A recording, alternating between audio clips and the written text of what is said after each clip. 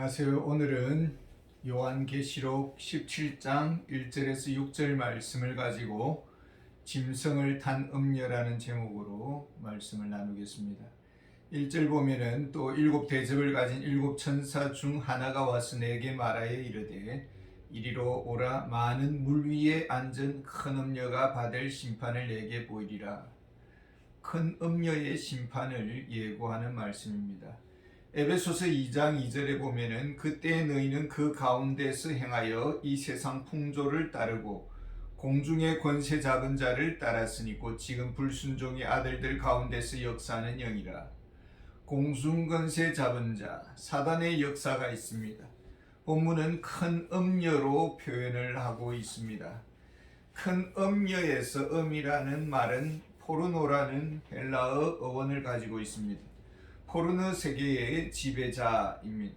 예수님은 악하고 음란한 세태라고 말을 했습니다. 세상은 포르노의 물을 찾고 있습니다. 음란의 세계가 영혼 속에 물처럼 스며들어옵니다. 그러면 영혼을 마비시키고 좀비처럼 사탄에게 끌려가는 것입니다. 영적 세계도 하나님의 자리를 대체하려는 것이 우상입니다. 우상 숭배는 곧 간음 행위입니다. 하나님보다 더 사랑하는 것, 이것이 영적 간음입니다. 신부가 신랑보다 더 사랑하는 것이 있습니다. 이것이 간음입니다. 과연 우리가 신랑 되신 주님을 사랑하십니까? 주님보다 더 사랑하는 것, 이것이 곧 영적 간음입니다. 성경은 음녀가 물 위에 앉아 있다고 합니다. 물이란 무엇을 말합니까? 여기서 물은 우리의 목마름을 채워주는 무엇을 말합니다. 목마를 때 우리가 물을 찾습니다. 물은 몸속에 들어와 영혼을 시원케 합니다. 영적 음란의 물이 육체의 욕망을 달래기 위해 들어옵니다. 달콤합니다. 눈으로 보는 정욕이 있습니다. 수많은 매스미디어의 음란성은 세상을 뒤덮고 있습니다. 짐승과 다를 바 없는 중독자가 되어갑니다. 본능적으로 우리가 좋아합니다. 음란과 배교의 영이 심판을 받을 것이다 라고 말합니다. 먼저 일곱 대접을 가진 일곱 천사 중 하나가 사도 요한에게 왔습니다. 어둠의 실체의 종말을 보여주겠다고 합니다. 천사는 이리로 오라고 말합니다. 3절에 보면은 곧 성령으로 나를 데리고 광야로 가니라 내가 보니. 사도 요한은 영적 세계를 보고자 다가갔습니다. 성령께서 요한을 이끌고 광야로 갔습니다. 우리가 더 깊은 영적 세계를 보고자 원합니다. 영적 분별력을 가지기를 원합니다. 우리는 어디로 가야 합니까? 말씀 앞으로 나아가야 합니다. 근데 관문이 있습니다. 광야라는 관문입니다. 광야는 무엇입니까? 왜 성령님은 요한을 광야로 이끌어 갔을까요? 그냥 말씀하시면 되지 않습니까? 우리가 광야로 여행을 한다고 합시다. 시간을 내야 합니다. 얼매인 생활의 줄을 끊어내야 합니다. 위험한 광야를 왜 가느냐고 막아서는 사람도 있을 것입니다. 그동안 너무 바쁘게 지냈습니다. 그리고 그저 달려왔습니다. 소중한 가치를 잊어버렸습니다. 삶이 무질서합니다.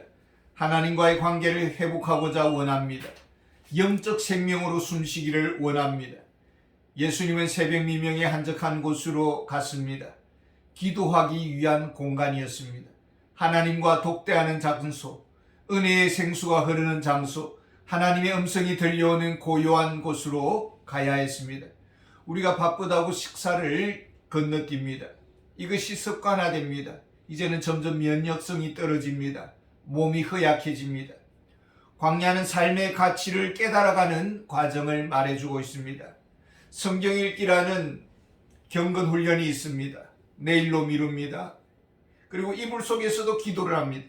하나님은 내 기도를 어디서나 다 들어주신다고 하면서 이것이 기도하는 것인지 잠을 자는 것인지 구분이 되지 않습니다. 어느 사이인가 영적 영양실조가 되어가는 것입니다. 그리고 영적 시야가 흐려집니다. 옳고 그름을 잘 분별하지 못하고 사소한 문제에도 감정에 휘말립니다. 사단은 삼킬자를 찾고 있습니다. 영적 영양실조를 찾습니다. 분별력을 잃어버린 자, 혈기왕성한 자를 불의의 병기로 사용하기를 원하고 있는 것입니다. 사람들은 영적 허기를 메우려고 합니다. 세상의 물로 달래려고 합니다. 세상이 주는 물 속에는 무엇이 있을까요? 어떤 것이 숨어 있을까요? 4절에 보면 그 여자는 자줏빛과 붉은빛 옷을 입고 금과 보석과 진주로 꾸미고 손에 금잔을 가졌는데 가증한 물건과 그의 음행에 더러운 것들이 가득하더라. 세상이 주고자 하는 것이 무엇입니까? 성공을 약속합니다. 자줏빛과 붉은빛 옷, 부자들이 입는 옷입니다. 성공의 화려함과 여유로움, 거기다가 덕스러움까지 갖추었습니다. 주님의 십자가를 붙잡고 가는 자를 세상은 좋게 봐주지 않습니다. 사회의 낙오자로 찍어버립니다. 도움이 되지 않는 자로 외면합니다. 그래서 우리 말에 서러움인 출세하라는 말이 있습니다. 화려함에 박수를 보냅니다. 성경은 모든 것을 아름답게 포장합니다. 허물과 실수는 가리워집니다. 사람들은 이런 세상의 물에 갈증을 느끼고 한 모금만 더 마시고자 원합니다. 바다의 짠 물은 마시면 마실수록 목이 더 타오릅니다. 예수님은 내가 주는 물을 마시는 자는 영원히 목마르지 아니하리라고 했습니다. 그러나 세상은 금과 보석과 진주를 약속합니다. 한 번만 엎드리기만 하면은, 한 번만 엎드려서 절하고, 한 번만 주님을 배반하고, 한 번만 말씀을 외면하고, 한 번만 사단의 지시에 따르면은 모든 것은 한 방에 해결될 것이라는 거짓 약속을 주는 것입니다. 예수님은 하나님과 재물을 겸하여 섬길 수 없다고 했습니다. 사단은 하나님도 믿고 세상의 영광도 누리면 되지 않느냐고 우리를 유혹합니다. 하나님의 자리에 황금을 대체시켰습니다. 숭배의 자리에 앉아 있는 것입니다. 세상은 어떤 거래를 요구합니까? 은밀한 거래라는 시험이 있습니다. 손에 금잔을 가졌는데 가증한 물건과 그의 음행에 더러운 것들이 가득하더라. 음녀가 제시하는 요구가 무엇입니까? 얻기 위해서는 대가를 지불해야 된다는 것입니다. 도덕성을 포기하라. 수단과 방법을 가리지 말라. 이것이 거래 조건입니다. 인격에 대해서는 더 이상 묻지 말라. 하나님의 자녀, 그리스도인의 표식이 무엇입니까? 누구든지 어린아이와 같이 되지 아니하면 천국에 들어가지 못하리라. 어린아이가 주는 의미가 무엇일까요? 순수함입니다. 순수하고 순결함입니다. 세상에 때를 묻지 않았습니다. 사랑이 절대 기준이고 용서가 바른 길입니다. 그러나 세상은 사랑을 비웃습니다. 보복을 절대 원칙으로 여깁니다. 이것이 세속화의 길입니다. 높은 자리에 올랐습니다. 한순간에 바람과 함께 사라집니다. 음녀가 준 독은 무엇이었습니까? 도덕성을 버린 것입니다. 3절에 곧 성령으로 나를 데리고 광야로 가니라. 내가 보니 여자가 붉은빛 짐승을 탔는데 그 짐승의 몸에 하나님을 모독하는 이름들이 가득하고 7머리와 10뿔이 있으며.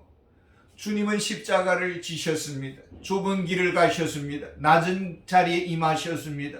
종으로 섬겼습니다. 교회는 어떻습니까? 오늘 그리스도인들은 어떻습니까? 높은 자리에 앉고자 원합니다. 영광의 박수에 목마릅니다. 낮은 자리를 부끄럽게 여깁니다. 주를 위한 수고의 공로를 인정해 달라고 합니다. 높은 자리를 얻기 위해 누구보다 발빠르게 움직입니다. 손이 계산이 빠릅니다. 주를 위한 헌신을 손해로 생각합니다. 낮은 자리에서 섬기는 것을 수치로 여깁니다. 건강한 섬김의 문화가 공로 문화로 대체되었습니다. 사랑의 섬김이 감투 문화로 둔갑했습니다. 2절에 땅의 임금들도 그와 더불어 음행하였고 땅에 사는 자들도 그 음행의 포도주에 취하였다 하고 권력의 맛을 보았습니다. 높은 자나 낮은 자나 세상 맛에 취했습니다. 취한 입에서 나오는 헛소리가 공동체의 파장을 일으키고 개구리 소리가 공동체 분위기를 지배합니다. 6절에 보면은 또 내가 보매 이 여자가 성도들의 피와 예수의 증인들의 피에 취한지라. 주를 위해 피를 흘리는 것, 주를 위해 희생당하는 것, 우리는 영광으로 여깁니까? 어리석고 무능한 자로 여기는 것입니까? 세상은 어리석다고 말을 합니다. 신앙은 무능한 자들의 도피처라고 말을 합니다. 묵묵히 걸음에도 좁은 길을 걸어갈 수가 있습니까? 우리는 주를 위한 사명에 취했습니까? 그리스도의 향기에 취했습니까? 아니면 세상의 영광의 맛에 길들여져 가고 있습니까? 우리는 음료의 정체를 알아야겠습니다. 5절에 보면 그의 이마에 이름이 기록되었으니 비밀이라 큰 바벨론이라 땅의 음녀들과 가정한 것들의 음이라 하였더라. 음녀의 정체가 무엇입니까? 비밀이라고 말합니다. 음녀는 자신의 끝이 지옥이라는 사실을 망각한 채 설칩니다. 운명의 끝이 얼마나 비참한지를 모르고 있습니다. 세상을 타락시키는데 혈안되어 있습니다. 이것이 비밀입니다. 또한 큰 바벨론이라고 말을 합니다. 음녀의 집은 모래 위에 세운 집과 같습니다. 큰 성 바벨론과 같이 심판의 바람 앞에 해체될 것입니다. 오래가지 않습니다. 세상의 화려함과 영광은 심리도 못 가서 수치와 부끄러움으로 되돌아올 것입니다. 수많은 땅의 통치자들과 권세자들이 이 길을 가고 있습니다. 악한 거짓 진리에 속고 있습니다. 찰나적 영광의 모든 것을 걸고 있습니다. 우리는 무엇에 목숨을 걸고 살아가고 있습니까? 세상 물맛에서 깨어나야 하겠습니다. 순결하고 거룩한 복음의 생수에 나아가야 합니다. 말씀의 생수는 멀리에 있지 않습니다. 그러나 광야를 지나야 합니다. 말씀과 기도라는 오아시스 앞으로 나아가야 합니다. 말씀과 기도가 세상의 물보다 더 즐거워야 합니다. 하나님과 독대하는 은밀한 기쁨이 세상을 이기는 능력이 되기를 바랍니다. 감사합니다.